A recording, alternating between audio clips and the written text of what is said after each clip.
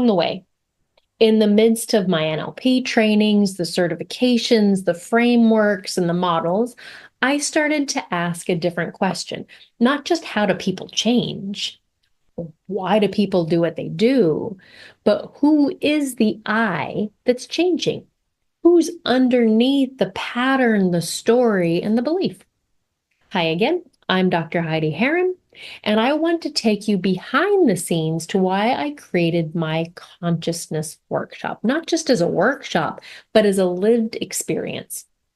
One that blends science and spirit, practice and presence, thinking and being. And honestly, it came out of my own journey, not just professionally, but academically and personally too. Now, I've been immersed in NLP, in coaching, psychology, and leadership development for over 30 years. But a few years ago, something stirred deeper in me. And that's what led me to begin my master's in consciousness studies, a space where spirituality meets science and big questions are not only allowed, but encouraged. In that program, I encountered the work of people like Amit Goswami and Rupert Spira, Thomas Metzinger, David Chalmers, Pierre Teilhard de Chardin, and so many others who are exploring the frontiers of awareness. And what became clear to me is this: consciousness is not just another concept, it's the foundation beneath every transformation. It's not one more tool in the toolkit, it's the whole table that the toolkit rests on. And yet, so few trainings or personal development programs really go there. We learn to change thoughts, but not question the thinker. We learn to shift beliefs, but not to explore who's holding the belief.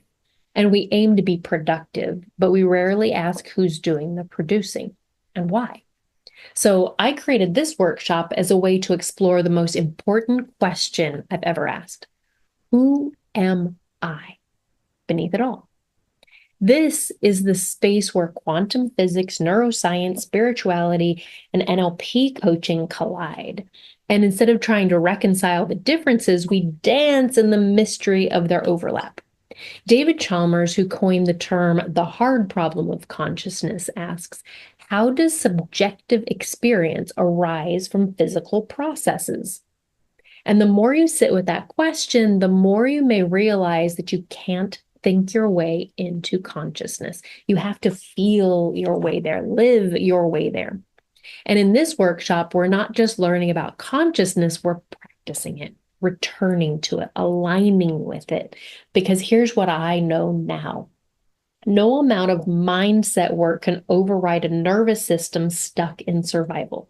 No checklist can connect you to your soul, and no performance can replace true presence. That's why this experience is so different. It's not about achieving, it's about remembering. Remembering that you're not your thoughts, not your roles, not even your goals. You are consciousness itself. It's experiencing life through a particular lens. Rupert Spira says consciousness is not something that arises in the body arises in consciousness. And that changes everything. Because when you live from consciousness, you stop taking everything so personally. You stop being hijacked by every emotional ripple. You create more space between stimulus and response, what Viktor Frankl calls the space in which our power and our freedom lies. Now, let me be clear. This isn't about bypassing reality or pretending that everything is love and light. It's about being present, so rooted in awareness that even the hard things become meaningful, that even your fear becomes a doorway, that even your mess becomes sacred. One of my favorite moments of my master's studies was learning about quantum entanglement, how two particles can be connected across space and time. And I thought, well, isn't that exactly how consciousness feels sometimes? You sense somebody's emotions from across the world.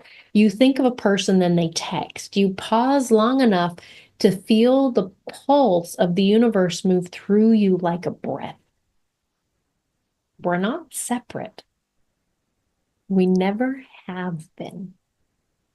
Teilhard de Chardin said, "We are not human beings having a spiritual experience.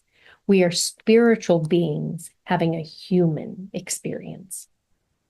This workshop is an invitation to live from that truth, not just understand it, but to embody it, to become more attuned to the field of awareness that is always there, to practice seeing yourself not as a problem to solve, but as a presence to return to explore questions like, what is the self?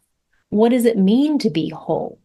Can I hold both the science and the soul at the same time? If you're someone who's trained in NLP or coaching or psychology, then this will add an entire dimension to the work you already do, because you'll stop trying to change your clients and start helping them remember who they already are. And you'll stop trying to fix yourself and start relating to yourself with curiosity, reverence, and clarity. That's consciousness. It's not a buzzword. It's the very space your life is unfolding in.